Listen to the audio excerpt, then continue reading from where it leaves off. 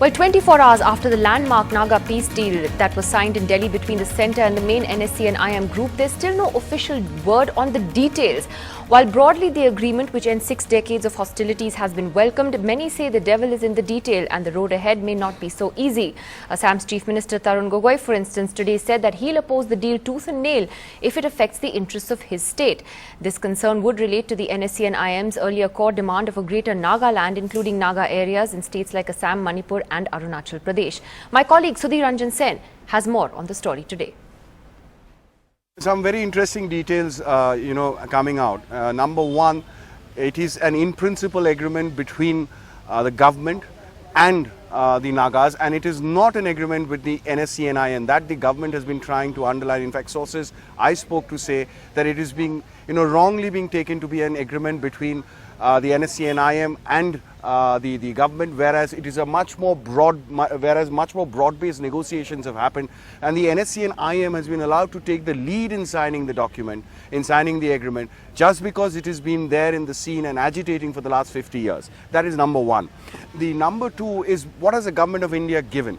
Government of India has basically accepted the uniqueness of Naga culture and Naga history, and in return, what the Nagas have done, what we understand, it has accepted the primacy of the Indian constitution. So what does it mean basically? The Government of India will now, of course, these are the details that will need to be worked out, and our sources, my sources are indicating that it will take at least 4 months to work out the nitty-gritties before it takes the shape of a document, then goes to the cabinet, then to the parliament and gets a final seal of approval. However, what the Government of India has told them, that we will go out of our way, or we'll do everything within the 4 walls of the constitution to help you achieve integration, cultural integration, so that you can preserve your culture, your language, and you can also showcase your uniqueness. That is one of the things that is coming out. Well, the question is whether this peace deal is going to work. Joining us here in the studio tonight, Professor Sanjay Hazarika, Director for the Centre for Northeast Studies at the JMI, Praveen Swami, Strategic Affairs Editor of the Indian Express. We'll be joined by K. Padmanabhaiah as well, the former interlocutor. He had spent many years, more than a decade in fact, talking to various Naga groups, and Shekhar Gupta, who has covered this story extensively as a journalist. But let me ask Professor Hazarika first. Are you concerned that 24 hours later we don't really know what this framework agreement is, or that perhaps the centre needs to wait until the finer details are worked out and Parliament is also on? I think it's not a question, Nidhi, whether I'm concerned. I think a lot of people who've been calling me from Nagaland, Manipur, Assam, even in Delhi, are very concerned, because there is cautious optimism that something good has happened. We need to expand the sphere of peace, but as you said earlier, the devil is in the details, and unless those details are made public, if it's being called a historic accord, let it be shared with the public and with the people who really matter, which is the Naga people, whether it's the civil society there, the church there, the government there, and the various insurgent groups. Because one of the questions which will be asked is, if it is true that the agreement does put limits on the borders, then what were the negotiations about that the IM had been pushing for so many years? So what is at stake here, according to you? I mean, what are the key issues at stake here, which is why the details are important? One would, as you said, of course, be the issue of boundaries and borders and so on. What else? I think in this, one has to look at 2 or 3 areas. One is, how much does a single group represent? What does a single group represent? The IM, we have to give it credit, has engaged publicly with civil society, with the government, in the country, outside the country, in Nagaland, in Delhi, more than any other group. It has tried in the past few months especially to reach out to the other groups which have been opposing it, who have been fighting against it. But time and again, not just they, but other civil society groups have said nothing will be done. The government itself, the Nagaland government 3 days ago said nothing will be done without informing and involving the Naga public.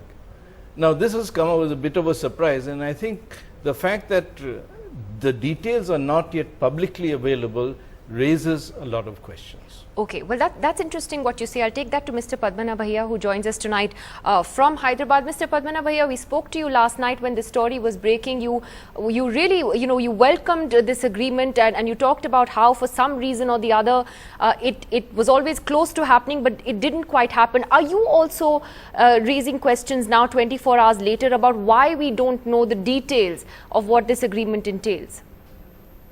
No, I'm sure the details would come in course of time, in a few days. Maybe they are waiting for a proper opportunity to sort of break it in the parliament. I think we need to wait, but the very fact that some agreement has taken place is a welcome feature, However, sir, the question is, what has the IM got? And that is what Professor Hazarika was saying as well. My colleague Sudhi was saying that his sources say that, the government has recognized the uniqueness of Naga culture and history. Would that be enough to satisfy the IM, which has had a demand for a greater Nagaland? No, I think the idea of a greater Nagaland has almost been given up.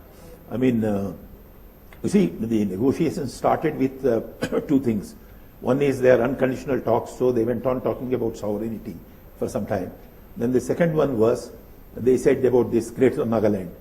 Then the process of negotiation I had was to convince them, but both these things are not possible, So I think they did scale down this one. Ultimately, they said that as long as the government recognizes the unique history and situation of Naga people, and then something would follow. I mean, once you recognize the unique nature and history of the Nagas, then to allow them to sort of function according to their own genius within the setup of the Indian Constitution, certain things have to be done. So that's where my negotiations ended with them. And in 2009, in fact, I had submitted a paper to the government on these lines, a comprehensive one, outlining some possible solution, So if the government have now recognized the fact that the uniqueness of unique history and situation of Nagas have been recognized, I think things would follow, from that. Okay, I'll take that to Praveen, that what would follow from that you think is possibly then greater autonomy for Naga areas, and including those, let's say in Manipur, Assam, or would that really be explosive? Yeah, Nagaland already has a great deal of autonomy within, it has special status under our constitution. And it's very hard to say what kinds of mechanisms the government might have in mind that would allow, some Naga majority areas in these other states to have some kind of relationship. And I assume that when people say this is a framework agreement, they mean a lot of that details to be hammered out at a later stage. I think it's worth flagging a note of caution here that light at the end of the tunnel is not the full bloom of day. And out of all these peace deals we've had in the Northeast, some like the 86 Accord in Mizoram have been exceptionally successful, but others haven't really worked very well because they've created fresh problems of embedded minorities, or they've created fresh categories of disenfranchised people. There are other insurgents and powerful vested interests in extortion and so on and so forth who are waiting to undermine any effort towards peace with any one group. So a lot's going to depend on what actually comes out of this framework, how serious the government is about actually getting some sort of institutional mechanism, democratization, governance going in these areas. And in the past, governments haven't always been, these agreements haven't always been followed by great delivery. We can only hope that this time around there'll be a greater seriousness of purpose. Shekhar Gupta, you were immediately very optimistic about this, having covered the story for so long. Do you share the caution that today has creeped in with Praveen and Sanjay Hazarika? There is caution because details have not been seen. I think it's a matter of a day or two. Details will be made public in Parliament. They have to be. I'm optimistic. Why? Because if two things happen, which I am sure will happen, without which there can be no agreement. One, Nagas, that is NSCN-IM. The other dominant groups had accepted Indian sovereignty anyway. If IM also accepts Indian sovereignty and agrees to lay down arms, whatever the other niceties linked to that, for example, even earlier when Fizo's group laid down arms, there were safe houses made for arms by Sarvodaya people. Arms were kept there for quite some time. So those things can be done. But if so many people come over ground, give up their arms, join the mainstream, accept Indian sovereignty, something that Muiva has said. In fact, he said that in a Walk the Talk on your channel 10 years ago.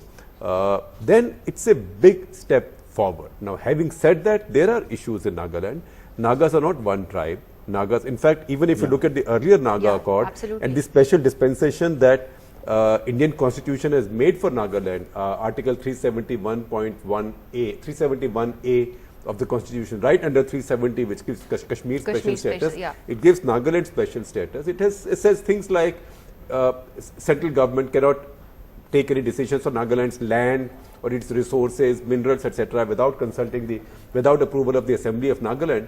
But more importantly, if you read that carefully, even that lays down, that lists some of the complexities. For example, it says what will apply to this much Nagaland, what will apply to also the Tuensang district, what will not apply to Tuensang district. And remember, a lot of Khaplang soldiers come from Tuensang district, they are Konyaks. So this is a very complex situation. No one tribe can rule Nagaland. Nagas have their own ways of dealing with this, but Nagas also have an intertribal way and an intra-tribal way. So I don't know yet what this special dispensation will be, which recognizes the unique history of the Nagas. Maybe it's the diversity of the Nagas. Article 371A recognizes the special history of the Nagas by laying out a special dispensation for one region of Nagaland. Well, I think at this point, the point is we don't know. There could be one for Ukhrul, but I don't see any change in territorial maps of any state of India. That I think is pretty clear. There is a bell curve of insurgencies in India. That insurgencies start with maximalist demands, then the state fights them back. Indian state is the most brutal when it comes to fighting for self-preservation, and a point comes where insurgents know that they will not get their maximalist demands. Yet the state of India is willing to not claim a total victory but concede some, and that's what's been done successfully in every state in the northeast. Nalin, on this point about the details, everyone I think generally cautiously optimistic on this. The devil is in the detail. When will we know, Nalin? Well, I think an indication of that came very clearly. That when you have Parliament in session, already some people had raised questions that how could you do it when Parliament was in session, which was a sour note struck by one of the political parties, quickly then realizing that Parliament was not functioning and Government of India can't stop functioning. So let's go back to the top. I'd like to make some broad comments before I get down to the specifics. That this is an agreement achieved after a gap of over 60 years is something that has to be welcomed. It is in the interest of the country, it's in the interest of the Naga people, and if anything that moves in the direction of peace has to be welcomed. There can't be any ifs or buts about that. That Prime Minister Modi's government is focused on the Northeast is evident over the last 1 year. This is part of a series of steps. The Prime Minister himself has been to the Northeast multiple times. The party president, ministers every week or every month are there taking decisions. So there is a clear idea that we need to bring out the potential of the Northeast and ensure that it grows at the same pace as rest of India or mainland India in that sense. So that's the large framework. 3, this is in national interest, and the act of, the Prime Minister speaks with Mrs. Sonia Gandhi, Mr. Kharge, former Prime Ministers, everyone. So it's an acknowledgement that a journey of India, if it reaches culmination, is celebration by Indians. It's not nitty-gritty. Now let's come to the framework. That an agreement has been signed without anyone knowing about it. Full credit to the Home Minister, the team and others who negotiated it. Nothing was leaked. There were no sour tones. It was achieved, announced. Certainly an agreement has been signed, and that would of course come into the public domain. This is not some surreptitious agreement between something that has to be hidden in a vault, or it's going to be a mystery like Netaji. It's not like that. So therefore we should just wait. When it comes out, many questions that are there today or apprehensions may just get answered with his presence. That there will be a new set of questions would happen, because that's the democratic process. So why should we fear that too?